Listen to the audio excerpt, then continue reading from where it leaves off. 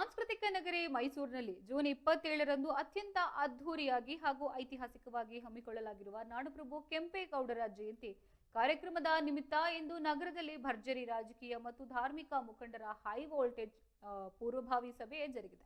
ಮೈಸೂರಿನ ಆದಿಚುಂಚನಗಿರಿ ಶಾಖಾ ಮಠದ ಪರಮ ಪೂಜ್ಯ ಶ್ರೀ ಶ್ರೀ ಶ್ರೀ ಸೋಮೇಶ್ವರನಾಥ ಸ್ವಾಮೀಜಿಯವರ ದಿವ್ಯ ಸಾನ್ನಿಧ್ಯದಲ್ಲಿ ನಡೆದ ಈ ಸಭೆಯು ಜಯಂತಿಯನ್ನ ಇಡೀ ಜಿಲ್ಲೆಗೆ ಕಣ್ಣು ಕೊರೆಸುವಂತೆ ಆಚರಿಸಲು ಮಹತ್ವದ ತಂತ್ರಜ್ಞಾನ ರೂಪಿಸಿದೆ.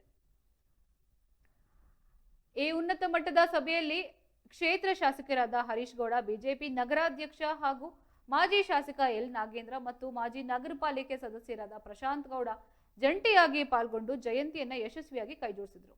ಒಕ್ಕಲಿಗ ಸಮಾಜದ ಪ್ರಮುಖ ಧುರೀಣರು ಹಾಗೂ ನೂರಾರು ಸಮಾಜದ ಮುಖಂಡರು ಸಭೆಯಲ್ಲಿ ಉಪಸ್ಥಿತರಿದ್ದರು. ಇನ್ನು ಬೆಂಗಳೂರು ನಿರ್ಮಾವರಣ ಇತಿಹಾಸವನ್ನ ಮೈಸೂರಿನ ಮನೆ ಮನೆಗೆ ತಲುಪಿಸಲು ಭರ್ಜರಿ ಕಾರ್ಯಕ್ರಮಗಳ ರೂಪುರೇಷೆಗಳನ್ನು ಸಿದ್ಧಪಡಿಸಿದ್ರು.